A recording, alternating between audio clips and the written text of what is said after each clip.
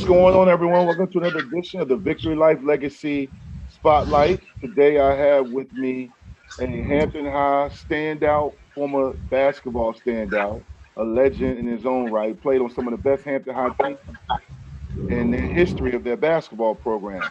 I have none other than my guy, Lonnie Mann. Man, how you doing, boss? I'm doing fine. How you doing today, Vic? Doing great, man. You know, the sun's shining, man, and we're both blessed to be here, man. I'm blessed to have you on, man.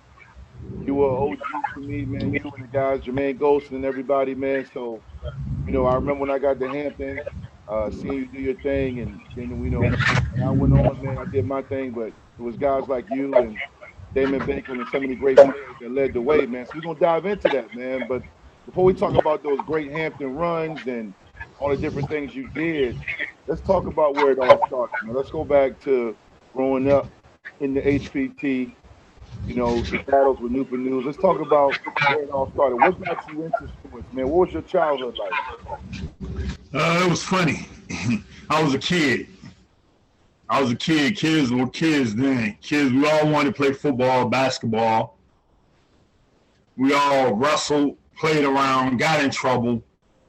Just a kid. Grew up off the Queen Street area with a lot of guys. A lot of people may know a lot of guys that play sports and stuff. So it was pretty fun. Yeah. When you talk about a lot of guys playing in sports, man, just give me some names, man. What was like, you know, I grew up on Shell Road. We moved from Newport News, Eastern Newport News to Shell Road. So immediately when I got to Shell Road, Vine Avenue, I ran into Mario Gatlin, who was a football and basketball star. And, you know, across the street was, Eric Brown, my longtime best friend, who's now the head coach in Hampton High. Also ran into, you know, them Park Place boys and so many guys, man. So talk about Queen Street, man. Who was some of the guys that you connected with, who you saw doing it? There's two parts to Queen Street. Basically, there's two parts. I lived in one part earlier, but I went to the same elementary school when I got older. When I moved to the other part, I still kept going to the same school. So I was around the same guys, Kevin Owens, Bucky Brown, guys like that. They were pretty good athletes. And, you know, they went on to play at high school, playing Kecoughtan. So by the time we got to high school, I already knew those guys because I was a little kid with them. Leslie Bailey, guys like that. So it was pretty cool. We played a lot of football. We played neighborhoods against neighborhoods sometimes. You get caught up in that, running your mouth. Next thing you know, the next whole neighborhood outside. You got to go find the boys on punishment. They can't even come outside and play that day. Dude already locked down to the end of the school year. He already done something and got in trouble. So you just did what you could do. Yeah, man. You know, you mentioned Leslie Bailey. Shout out to Leslie Bailey, man. He was a phenomenal linebacker for Hampton High. Went on to Virginia Tech. I followed in his footsteps, man. And me and him went to elementary school together. He was about the 6th grade when I was about the 2nd grade. We used to call him Kick. Kick, yeah. Kick. Where that nickname come from? I have no idea, but that's what we called him. Yo, that's the one thing I love about the 757, especially in Hampton and Newport News, man. It's guys we grew up with that had nicknames. I never even knew their real name, man. Yeah, welcome to him to call him Kick. He'll respond to it. Yeah, man. Well, yeah, he was big as he is now, and it seemed like elementary school. He was huge. He was built for a kid, you know. Yeah, he was built and he was strong and fast. And he was about that action. He liked to mix it up. Yeah.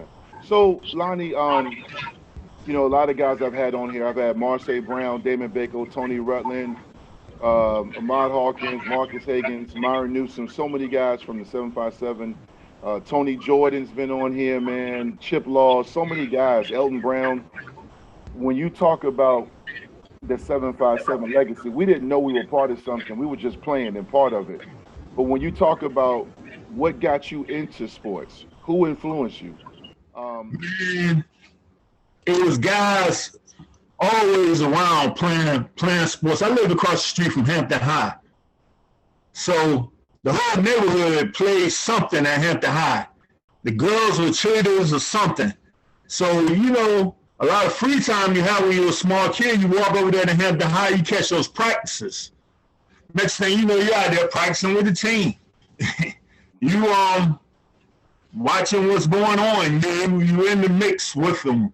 So you just become a crabber. And crabber mean winning. Period. Mm-hmm. No doubt, man. No doubt. So did you play? I know you did basketball. We'll talk about basketball in a second. But did you play football or any other sports, baseball? I played JV football till about a week before the first game. that might not have been for me at that time. I didn't really have the mental or the prior support that I needed to do that. And back then, the varsity and the JV stayed together for like 2 weeks. You was with the varsity. So you might be holding a dummy or anything, but you turn out you the dummy. For holding the dummy, you're the dummy. They gonna show you the dummy is at the end of that through that practice. So these guys supposed to be running up, blocking the dummy. They walk up, run up and block you. You stand out there, old skinny kid with a helmet on, looking crazy, not paying attention. They wake you up. They wake you up out there. You get it. Lonnie, you know, we talk about the AAU culture and we talk about the teams now. There's AAU teams everywhere, but back when you and I were growing up, Boo Williams was the guy that started the whole AAU dominance. He began to create his brand. We saw it grow, you and I both, firsthand. And you were on some really remarkable AAU teams. And it's crazy now because Boo Williams is known by everybody. I mean, now you have the takeovers, the team thrills, and the Durants. But back in the day, it would be like 2-3 AAU teams in the state, in the whole state. So basically, now Boo Williams is that guy. Talk about what it was like to be part of some of those AAU teams. Well, back then, like I said, we all kind of, Boo would go around to every high school and get like the top 9 players from every team. He would mix us up in a summer league. So we would play at Hampton University, Norfolk State, and that would give you a chance to meet guys from other schools that you never would meet.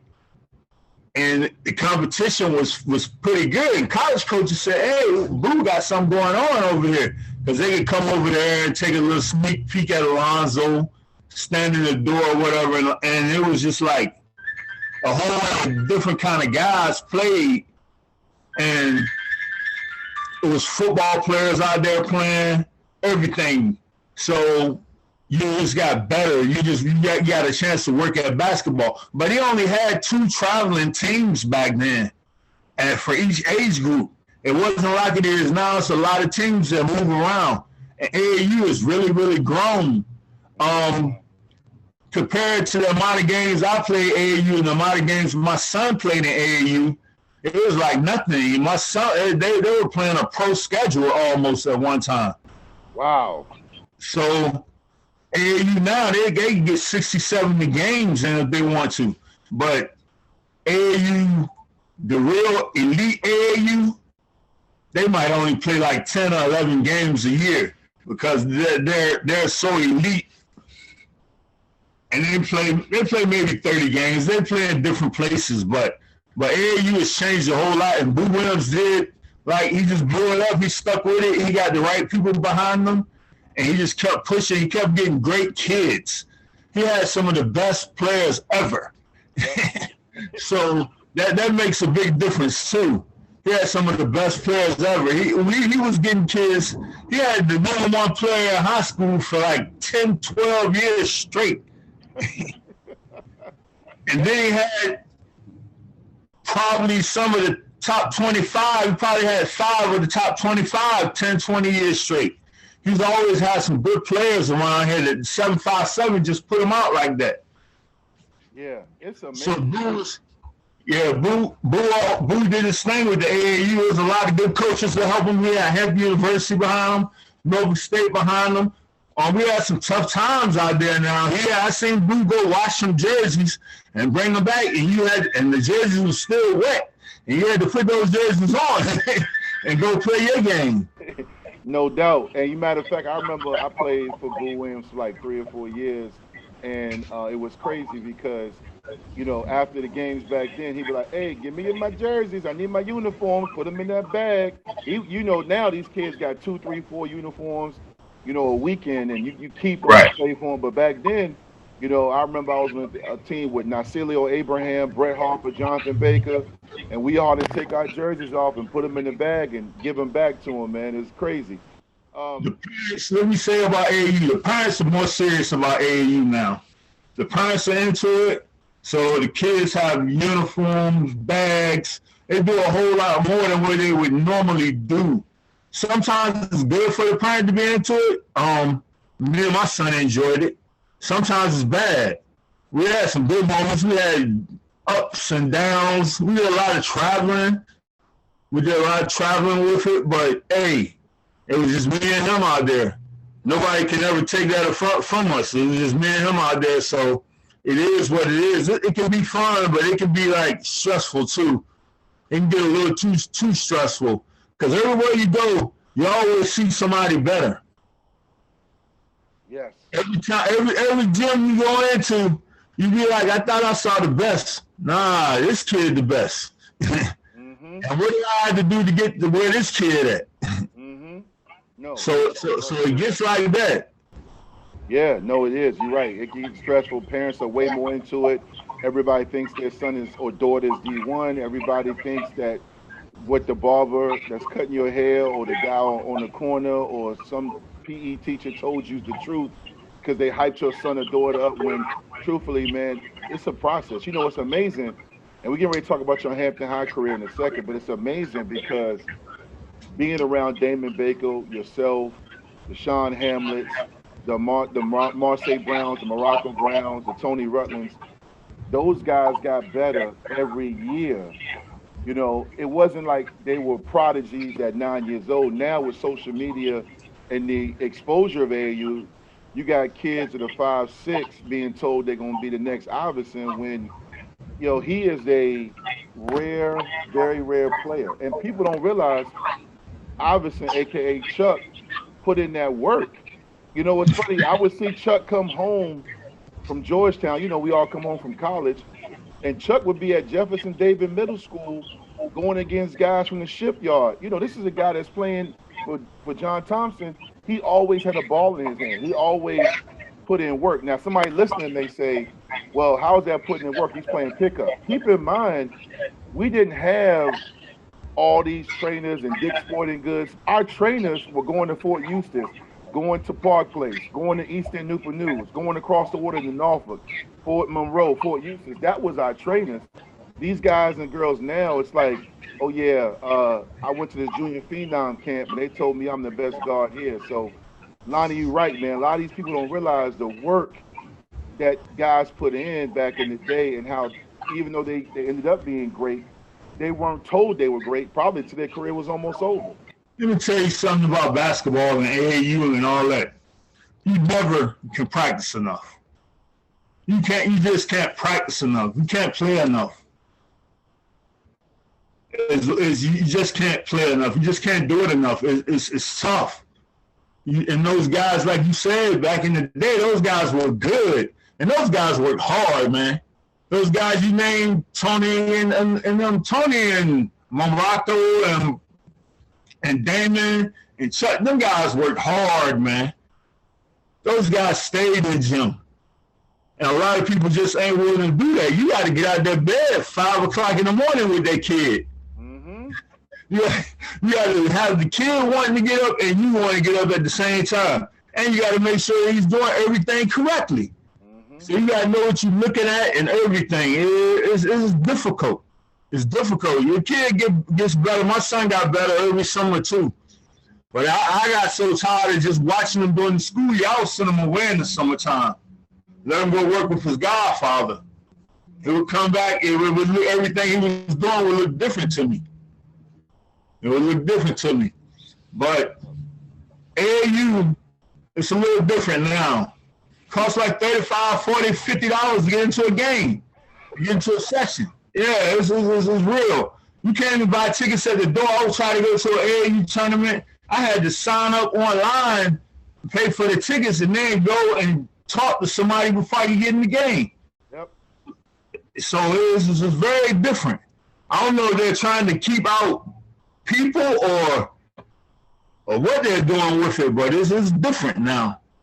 Yeah, it's a hustle, and it's unfortunate, man, because there's still some talented young men and women, and there's a lot of kids that's going to be great and fulfill their dreams of playing college and some pro, but at the same time, it's got too many hands in the pot, and it's been saturated. And I miss the purity of it. Like, I miss when I was a youngin' seeing you and all the OGs playing in these tournaments, and you could get to the tournaments because it wasn't but only a handful of AAU teams, man. But it is what it is. That's what we have now. I want to talk, Lonnie, about your Hampton High career, man. As you know, man, you and Jermaine Gholson, you guys really, along with Coach Brower and Coach Blizzard, the coaching staff, you guys really put Hampton High basketball on the map during your era. You can't forget about the coaches, Art Jones also. Oh, no question. I'm talking about for me though. Art Jones is great. I knew Coach, I knew Art, but I'm talking about, when I came on. Art coached with me. Yeah. You can shout him out. Shout out to Art Jones, one of the best of all time. But what I'm talking about is that run you guys had to the state championships, the regionals. Just talk about. Let's go back to those nights, those workouts, those practices. Talk about your teammates, the competition, because those were some phenomenal Hampton teams, man. Jermaine Gholson, man, I wanted to give you and him, both y'all, flowers and shout y'all out, because it's important, man, to go back and recognize some of the guys that started it. Because sometimes people have short memories. But talk about your time at Hampton, man. Man, it was good. It was good. We had a good team. Coach Brower had a good program. Got a good program. They got some things that they do every day. When you do certain things every day, it's gonna get easy to you. Mm-hmm. And they do the same thing every day for years. Football team does the same thing every day too. So it gets you sharp, real sharp on certain things. What you're sharp on, you're sharp on. What you can't do, you can't do. And what happened was, when we first got to high school, it wasn't a 3-point line. That's crazy. Yeah, it wasn't a 3-point line. When I was first, when I was about in 7th grade, it wasn't a 3-point line. They put a 3-point line about my 8th grade year. It was about my 8th grade year. 7th to 8th grade year. So once they put the 3-point line in, and guys could shoot the ball, and then you could find out who could really shoot. Guys like Swann, Gannon Baker, Pete Bacote, those guys can shoot, man. So you seen that those guys could put the ball up, and it gives you an extra point. So Coach Brower figured out a way. By the time when he first got Swann, they didn't really have a strategy about how they were going to do certain things. But by the time Swann, we all came along and got older, and just have been playing together our whole entire lives, we figured it out. Yeah. With Gannon Baker, his family is also one of the great sports families of all time. Gannon, Reed, God rest his soul, and then Jonathan. I mean, I played for their dad. He coached me when I played for Eaton Middle School basketball. He taught me how to shoot and follow through. Their dad. Then, I played with Jonathan. But Gannon and Kevin Swann, you talking about, man, household names in the state. Kevin Swann, to this day, we know how great he was. But just talk about your teammates. Like, how was it in practice? Gannon, how were the battles, man? Like, was it practice was always tense. Very, very tense.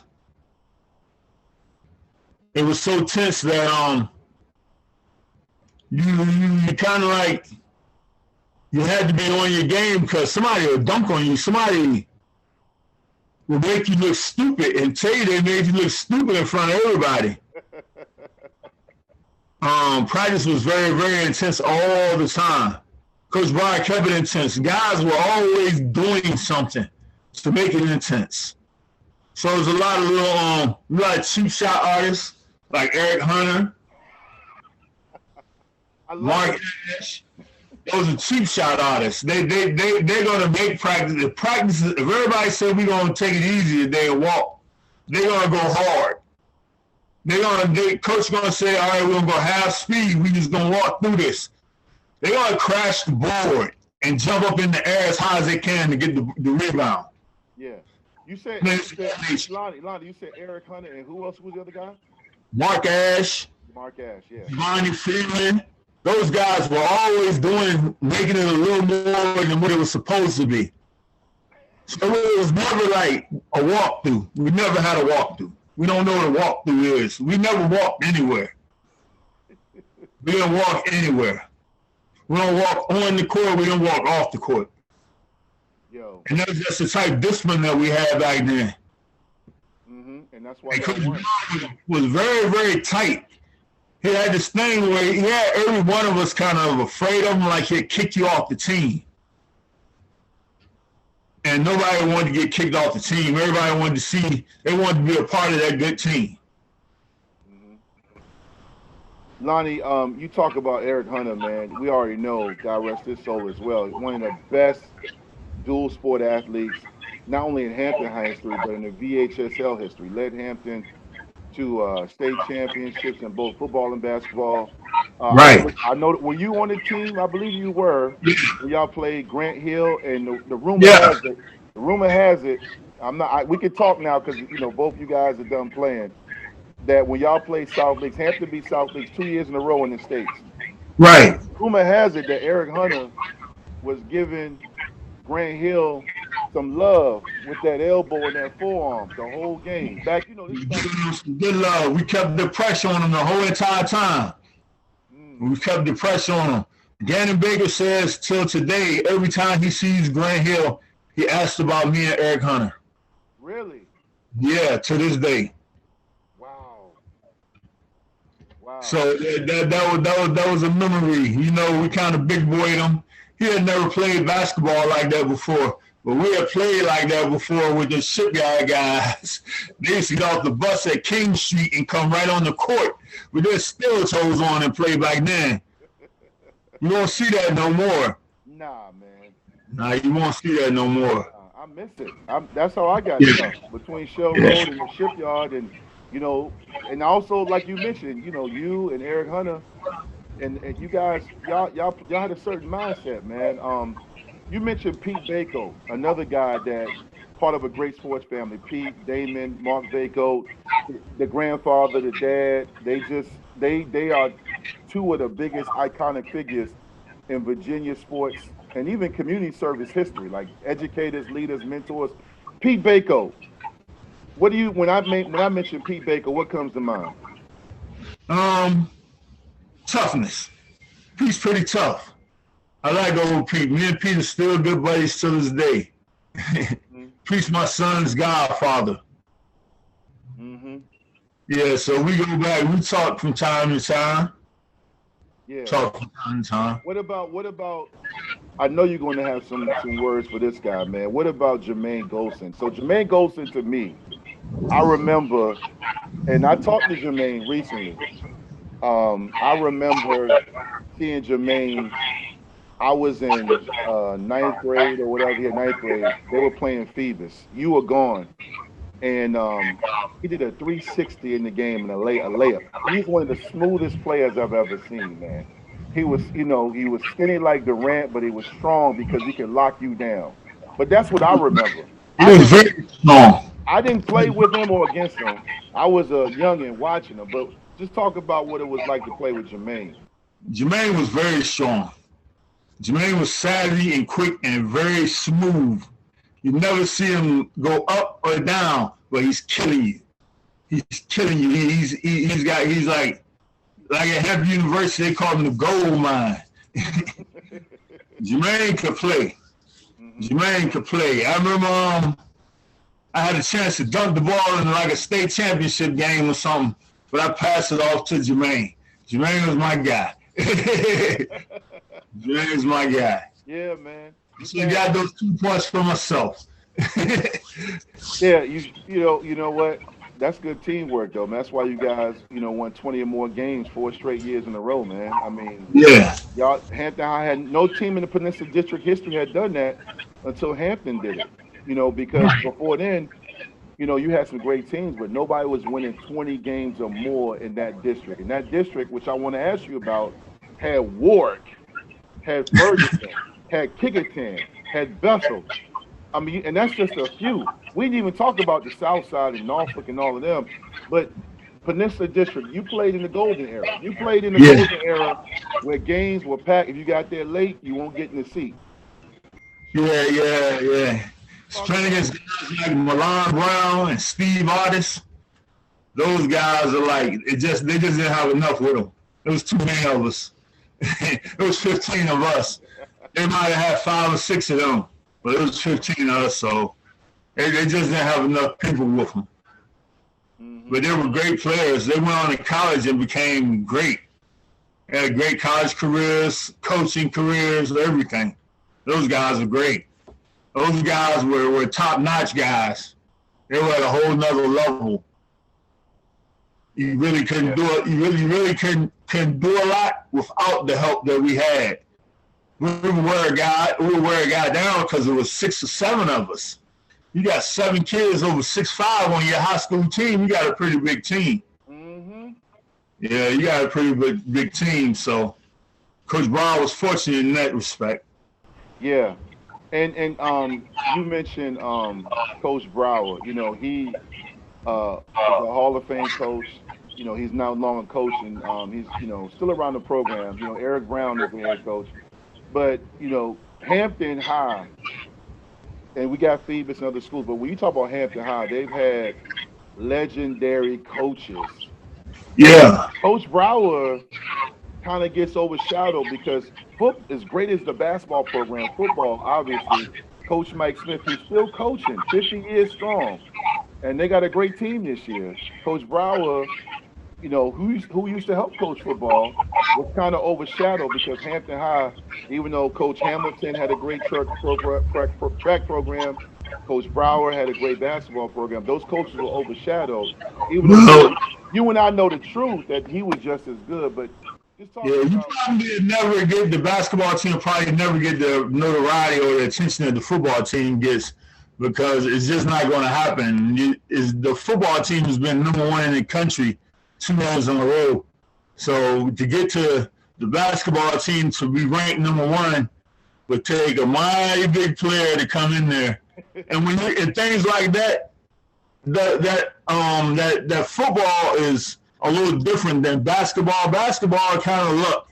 If you get the right 7-foot kid walks into Hampton High, the basketball team can be number 1 in the country. Get somebody like Shaquille O'Neal, just come there and go to school there, it'll turn everything around. But until then, it's just not going to happen.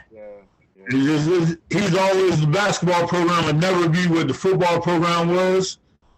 But the basketball program has been great and it's held its own for a long time. The basketball program has held its own. It's got a lot of pride, a lot of people that played, a lot of memories, a lot of good football guys play basketball. A lot of good football guys play basketball. So it'll always have its memory. Back in the day, the basketball team used to be full of football players. Yes. But kind of slim. The kids kind of concentrating on one sport now. Yeah, they did. They don't do both. The coaches, I think it's a little too demanding at Hampton. The mental part, a lot of kids trying to be the best and trying to be the best on the best team is real hard, and everybody's trying to do that. So you got kids are kind of concentrating on one sport. They're not playing 2 sports like they used to. Guys like you used to do it like with no problem. Hey, let's do it. But they're still totally different. And kids like they're a little more into different things now than what they were back then. Yeah. Coach Brower, when I had Tony Rutland and Damon Baker on my show, they were one of my first ever guests on there. This is almost 2 years now. But when they were on the show, we talked so more so Damon and I than Tony because he played at Bethel. But Coach Brower was so, I don't even know you can talk the way he talked to us growing up playing for him.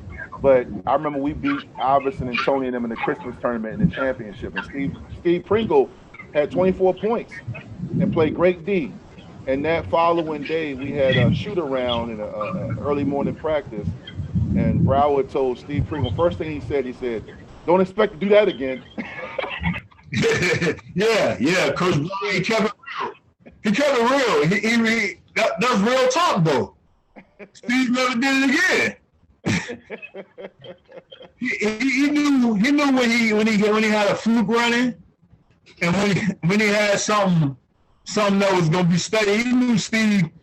I guess you sit around and you do the numbers. You sit around a kid every day, and they can't do something every day, and then one day they do it. You say, yeah, that was great, but tomorrow we might not want to go back to it because it ain't your strength. He could have said it a nicer way, but Coach Brown kept it real. Coach Brown told, I hurt my back in a game one time. Told the whole team, man, I was at home hurt. Lonnie in there and hurt himself trying to do something you know he can't do. What I did was jumped up real high and blocked somebody's jump shot. And it pulled a back muscle. I didn't have to jump like that. I had to do it. The referee had already called foul. It was a dead ball situation, but I just wanted to hear the crowd go, ooh. So that came with that. Coach Brown told the whole team, I'm at home hurt. Hey, he got hurt trying to do something that he can't do. He don't jump like that all the time. You go out there and you try to do something that you don't do all the time, you can hurt yourself. Yeah. You know how some days you run faster than others? You know that. Some days you run a little faster than you can other days. Yeah, no, listen, that's the truth. I brought that story up because Steve Springle's my brother. That's my guy. I just think it's just interesting perspective because you don't have that honesty, not just in high school anymore, college or pro. Now, if you're honest with a kid, you say, hey, you know what? You can play ball, but you're more of a rebounder and defender. I don't think you're not a scorer. Or, you know what? You got the great size, but you need to work on your ball handling or else you're not going to be able to sustain your playing skill. And I think that now that honesty that you and I grew up with, whether it was Boo Williams, Brower, Mike Smith, Danny Mitchell, Art Jones, Dave, Coach Dave Blizzard, Bobby Blizzard, and all those guys, you don't have that kind of honesty with coaches now. And I think that hurts. Well, certain players, they probably still are not that honest with. Certain players you can be that honest with. Certain people, if you tell that, they'll take them right out their game. They'll fall all the pieces. They'll quit. Like a lot of kids today, you tell them that they'll quit on you. It'll be a big issue. It'll be a big issue. I didn't care what he told me. I believed in me. So it was going to be, you going to do what you going to do, or you going to let him just hold you all the way down. No doubt. Because the system at Hampton High is ran basically as team basketball. It's designed for everybody to get like 6 points, 6 or 7 points. You need more than 6 or 7 points if you're trying to go to get a scholarship or do anything with basketball. 6 or 7 points is nothing. You mentioned a scholarship, man. So as your career ended in Hampton High, man, you graduate. What happens next? Well, I went to St. Paul's College, a small HBCU college, CIAA college, to play basketball. It was different. It was totally different. It was real world. I was introduced to some different things. I'll say at Hampton High, they kind of held your hand. They kind of, everybody cared if you made it. In college, it's not so much so. Your teammate ain't really cheering for you. Your teammate ain't really cheering for you. Your teammate from New York City don't really know you from Adam to Eve. And when the game come, he wants his people to see him playing. He don't care if they play 1 minute. You don't care if you happy, sad. Your teammates in college really brought were different. My teammates were totally different. I didn't say that they didn't have love for me. We had love for each other. Brothers still got love for each other. You know what I mean? But it's totally different. People were becoming men. People were under different types of pressures. My pressure was I ain't had no money. Being away from home with no money is like the worst. It's the worst. It's the worst. And trying to find some money is like beneath you. You never done that at Hampton. I never had to find no money in Hampton. It was always something in the refrigerator. Always something, somewhere I could go to get me a good meal or something. Always when you grow a little bit, you can get some more clothes or something. But here, now you just out here. And nobody seems to care. And when you get on the court, it's just like that too. You make a mistake. Nobody seems to care. The guy replacing you after you made the mistake is glad as hell he getting a chance to play. And you might not get to play again because he might do something when he playing.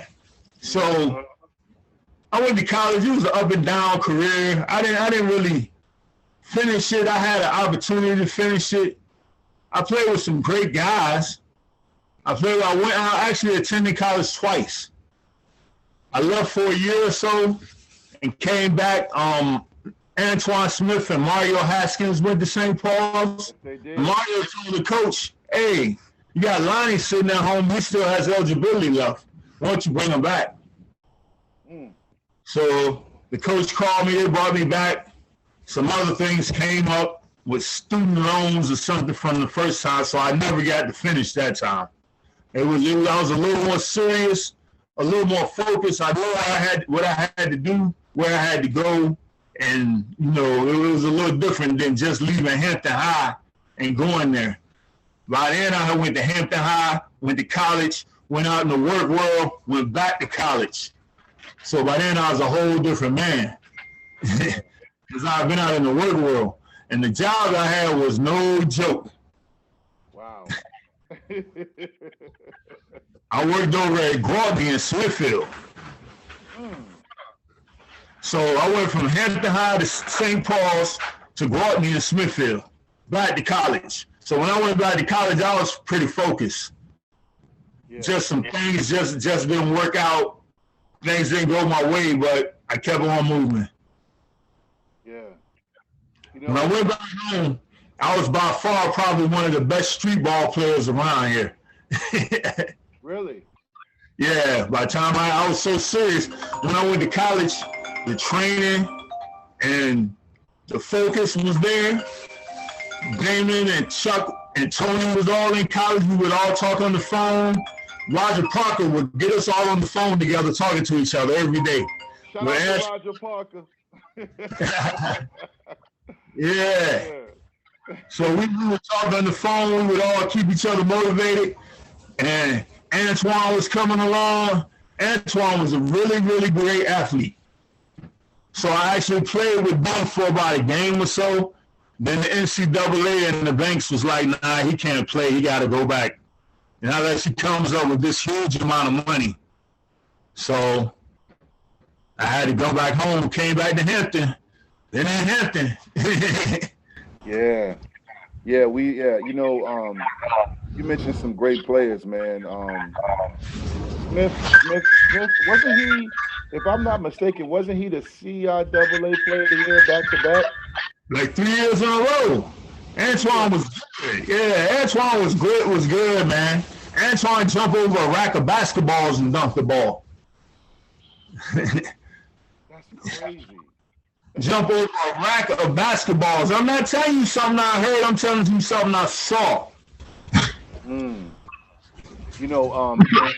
Antoine also, as you mentioned earlier in your show, he actually, along with Darden and Eric Jones and all those guys, those 6'4", 6'5", 6'6" receivers, played not only basketball but played with Aaron Brooks and played football. Yeah, they were his receivers. Yeah. And Antoine ran like a deer. Aaron ran like a deer, man. Mm-hmm. I met Aaron Brooks playing basketball out Jeff Davis one day. Mm-hmm. And I met him at the rim.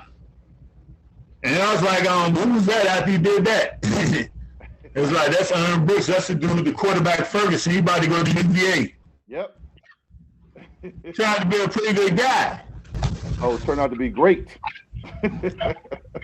Yeah, he was great. So Lonnie, man, you know, you've talked a lot about some great players, your career in Hampton and college, some of the challenges you had, man. You know, you're a father. You have a great perspective on life, man. And one of the things that was brought to my attention by you and your longtime brother and teammate Jermaine Gholson is that you're dealing with a different challenge now. I want you to open up for the people that's going to see this. I want you to talk a little about what you're dealing with, if you don't mind, because I think it's important because we're all older now. You know, we're all, you know, as far as people that grew up with us and even the young kids that see us, they're going to be older one day. We all going to have different challenges, mental health, physical, medical health. I'm a therapist, so I deal with a lot of these different things from a professional level. But let's just talk a little bit about what you're battling right now. Well, right now I'm battling chronic kidney disease. I'm actually waiting for a kidney any minute, any day, hopefully. Hopefully soon I'll get one. I don't have a donor right now, and kind of like I'm just waiting on the transplant list. You know, that can happen fast, that can happen slow. I kind of just take it easy. I battle with it every day. It's some ups and downs that come with it. Right now, my son is my biggest support. I guess he's got to be my biggest support. I was his biggest support. No doubt. Yeah, so my son is right here with me just about every day. But the kidney disease, mine actually came on through high blood pressure. When I was younger, I remember being at Hampton High and the nurse would say, the blood pressure's kind of high. But I remember being in college, they would give me a physical. They would be like, the blood pressure kind of high. Never no medicine or nothing. Then I got in the real world and I would go to the doctor, messing around, trying to get out of work or something. They would be like, your blood pressure high. You might need to start taking medicine. Then they finally got to where your blood pressure's high. You need to start taking medicine. I'm going to prescribe you this. Well, I didn't really take the medicine like I was supposed to. And I was young, in my 20s, late 20s, 30s. Didn't take the medicine, and eventually it just catches up with you. And the high blood pressure ruins your kidney. So you don't take, if you don't take the medicine, eventually you can get kidney disease. And I have chronic kidney disease. Yeah. So you're looking for a donor. You're looking for a donor. So just for all our viewers watching this, what is that process like? If there's somebody that sees this and wants to be a donor, even if they can't match you, or how can they get involved in being a donor, and what does it mean to wait for a donor? Well, all they would need to do is contact you on your show, and from there you will have the information for them to contact me, and we'll contact my transplant organizer. And what they would do is let you go to the doctor, see if you're a match for me. I've had a donor that was trying to donate, but it didn't go through because they weren't a match for me. And, you know, that was a great thing, somebody actually trying to think of donating, and you like, are you sure you want to do this? And they were pretty sure that they wanted to do it, but you go through all kinds of emotions with it, too, because today you want to do it, tomorrow you might not want to do it. It's an up and down game. It's very, very emotional when you think about giving something like that to your brother, and you're like, oh, yeah, I did this. But you're like, what you have to go through to do it is not like you're giving them $1. You're not giving me $100. You're giving me a kidney, an actual body part. So a lot of people do it. It takes some time for some people. People get through it. I'm going to get through it. It's rough times sometimes, but I'm going to make it through it. I've always made it through it. No doubt. No doubt. No. You know, Lonnie, I'm glad I was able to do this, man, with you, man, because I've always respected you. I remember seeing you around the way when I was in high school. I used to see you at the different spots with your Letterman jacket on, the state championship jacket, and you always used to drop some knowledge on me and Milo and AP and all my friends, and used to be like, look, make sure you do this and do that, man. So I appreciate it then. I appreciate it now, man. I appreciate you jumping on because you were part of something that I watched. You helped build something. It's not just about sports. I'm talking about as a man. Like, you know, you're a father now. Seeing you play sports and seeing you still be a productive member of society is still influential on me and so many guys that were behind you. You also were one of the funniest guys I've ever met. You know what I'm saying? One of the funniest guys. Hey, so look, I'm just telling you, I remember seeing you around the way and just talking to you, man. It was always either something inspirational, but it was always something funny too. And those are memories I have of you. And I'm with you. I know you're going to beat it. I know you're going to make it through it because, truth be told, we're all battling something. We're all battling something. You know what I'm saying? There's always something.